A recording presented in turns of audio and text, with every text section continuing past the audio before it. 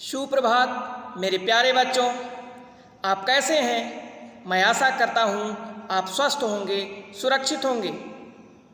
आपने मेरे पिछले वीडियो में क्षितिज भाग 1 कक्षा 9 की पुस्तक के पाठ संख्या 4 कैदी और कोकिला, जो कि काव्य खंड से उद्धृत है, उसके द्वितीय मॉड्यूल का अध्ययन किया। आज हम आपके समक्ष अपनी एक नए वीडियो के साथ पुनः उपस्थित हुए हैं। आपने मेरे पिछले वीडियो में यह जाना था कि किस प्रकार से अंग्रेज़ों की दास्तां की जंजीरों में जकड़े रहकर जो भी भारतीय उस समय जेलों में बंद होते थे, उनके ऊपर कितनी यातनाएं की जाती थी, उनके साथ कितना दुर्व्यवहार होता था, उसकी एक करुण झांकी माखनलाल चतुर्वेदी ने इस पाठ में प्रस्तुत किया है। तो चलिए उनकी हम कविता पर बढ़ते हैं। कवि कहता है, इस शांत समय में अंधकार को बेध रो रही क्यों हो, कोकिल बोलो तो चुपचाप मधुर विद्रोह बीज इस भांति बो रही क्यों हो, कोकिल बोलो तो। कवि इन पंक्तियों के माध्यम से कहता है कि हे कोयल, वह जेल में बंद रहते हुए कोयल से कहता है कि हे कोयल, तुम्हारे इस अर्धरात्र में और इस शांत समय में, जब पूरा अंधकार हर तरफ छाया हुआ है और उस समय तुम आकर के चीख रही हो, चिल्ला रही हो, रो रही हो, बोल रही हो, तो तुम्हारे बोलने का क्या आशय है? कुछ प्रकट करो।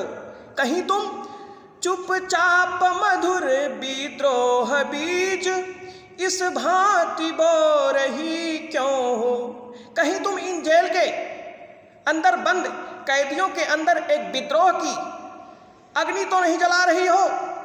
कहीं तुम लोगों को जो कि जेल में बंद हैं, अंग्रेज़ों की यातनाओं से परेशान हैं, उनको कहीं क्रांति की तरफ तो नहीं ले जा रही हो? तुम्हारे इस शांत समय में आकर के बोलने का क्या आशय है? हे कोयल, जो कुछ भी है तुम्हारे मन में वो सब कुछ प्रकट कर दो।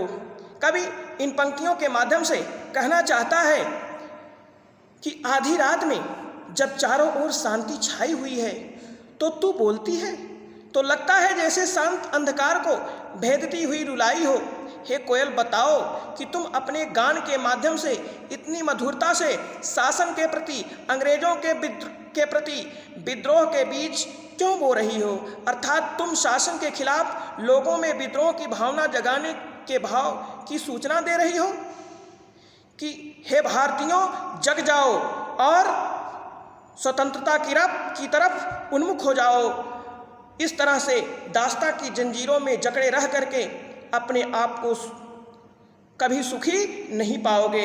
कभी कहता है कि हे कोयल, इस शांत समय में जब हर तरफ घना अंधकार छाया हुआ है, उस समय तुम बोल रही हो, तुम रो करके मानो गहरे अंधकार को और बढ़ा रही हो।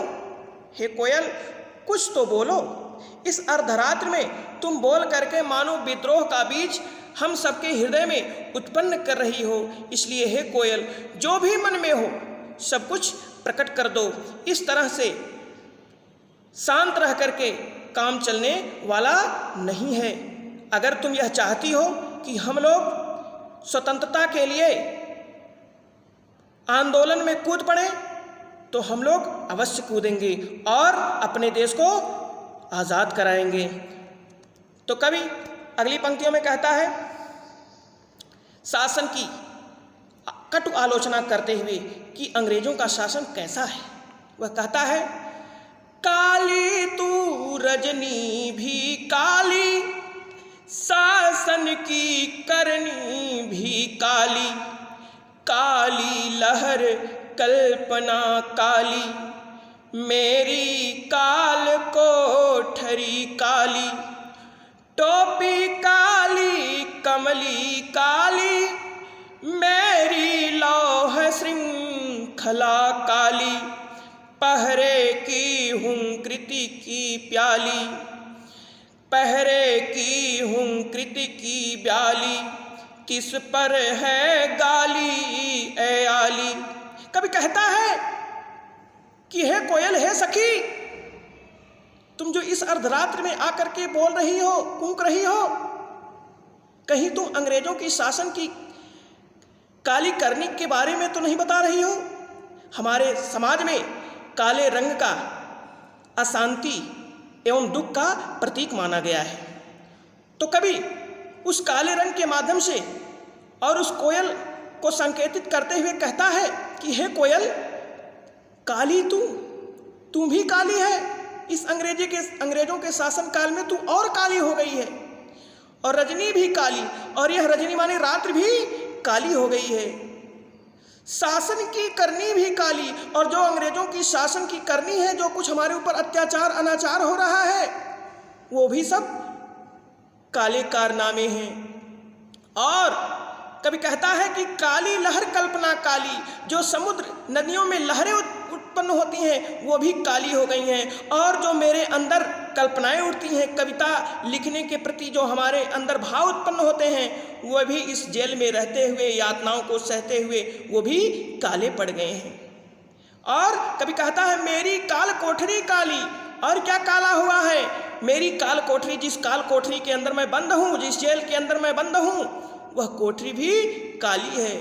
टोपी काली कमली काली, मेरी टोपी भी यहाँ पर रहते हुए काली हो गई है, और कमली, जिस कंबल को मैं ओढ़ता हूँ, वो भी मेरी काली हो गई है। हे कोयल, मेरी लौह श्रृंखला काली, और मेरे शरीर पर जो लोहे की श्रृंखला बेड़ियाँ पड़ी हुई हैं वो भी काली पड़ गई हैं। और पहरे की हूँ कृति की ब्याली, ये अंग्रेजों का जो पहरा है, उनकी हुंकार भी डाल यानी सर्प के समान हमको डसता है, और तिस पर ए गाली ए आली, हे आली, हे सखी, उस पर हमको गाली भी दी जाती है, हमारे ऊपर हुंकार भी किए जाते हैं। हम सब कुछ इस जेल में रहते हुए किसी तरीके से बर्दाश्त कर रहे हैं। तो हे कोयल, तुम अपने गीत के माध्यम से कहीं तुम मुझे जगाने तो नहीं आई हो?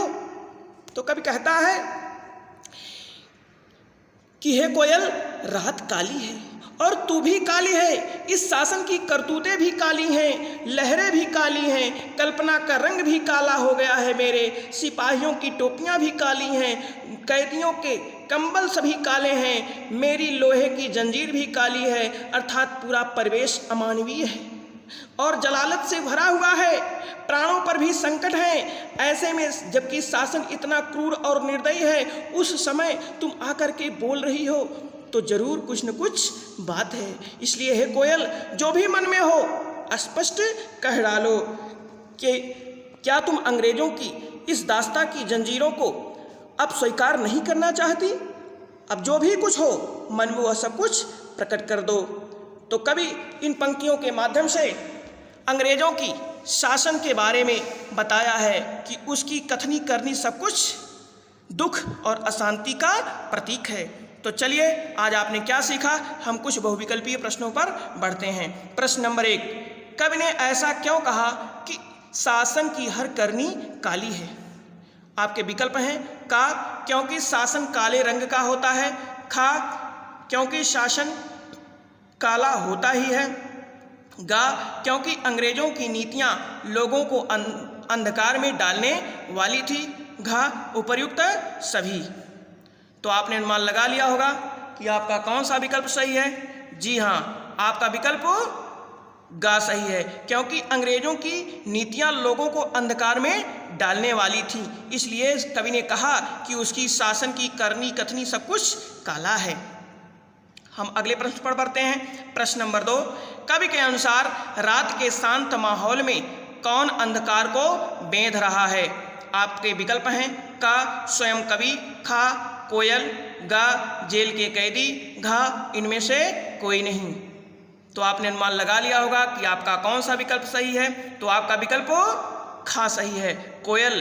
कोयल के अनुसार रात के शांत माहौल में वह अंधकार को बेधने के लिए कवि के पास आई है। अब हम अगले प्रश्न पर बढ़ते हैं। प्रश्न नंबर 3, चुपचाप मधुर विद्रोह बीज बो रही हो का क्या आशय है? आपके विकल्प हैं क लोगों को जगा रही हो, ख लोगों के अंदर चेतना शक्ति उत्पन्न कर रही हो, ग लोगों को क्रांतिकारी बना रही हो, घ उपर्युक्त सभी। तो आपने अनुमान लगा लिया होगा। हाँ बच्चों, आपका विकल्प घ सही है, उपर्युक्त सभी। क्यों? क्योंकि वह कोयल चुपचाप एकांत शांत माहौल में जा करके कवि के पास मानो उसको जगा रही है, उसके अंदर चेतना शक्ति उत्पन्न कर रही है और उसे क्रांतिकारी बना रही है कि अब ज़्यादा देर तक सो मत, अब क्रांति के बीज के साथ तुम जग जाओ और आंदोलन में कूद पड़ो। तो आपका विकल्प घ सही है, उपर्युक्त सभी। ये सभी पंक्तियां इसके प्रतीक हैं। अब हम प्रश्न अभ्यास के प्रश्नों पर बढ़ते हैं। निम्नलिखित प्रश्नों के उत्तर दीजिए। प्रश्न नंबर 1, कवि ने काली विशेषण का प्रयोग किस किस अर्थ में किया है? कवि ने काली विशेषण का प्रयोग किस किस अर्थ में किया है? आपका अगला प्रश्न है प्रश्न नंबर 2, अर्धरात्रि में कोयल की चीख से कवि को क्या अंदेशा हो रहा है? अर्धरात्रि में कोयल की चीख से कवि को क्या अंदेशा हो रहा है? अंदेशा मतलब उसको क्या प्रतीत हो रहा है? हम आपसे पुनः अपनी एक नई वीडियो के साथ मिलते हैं। तब तक के लिए धन्यवाद।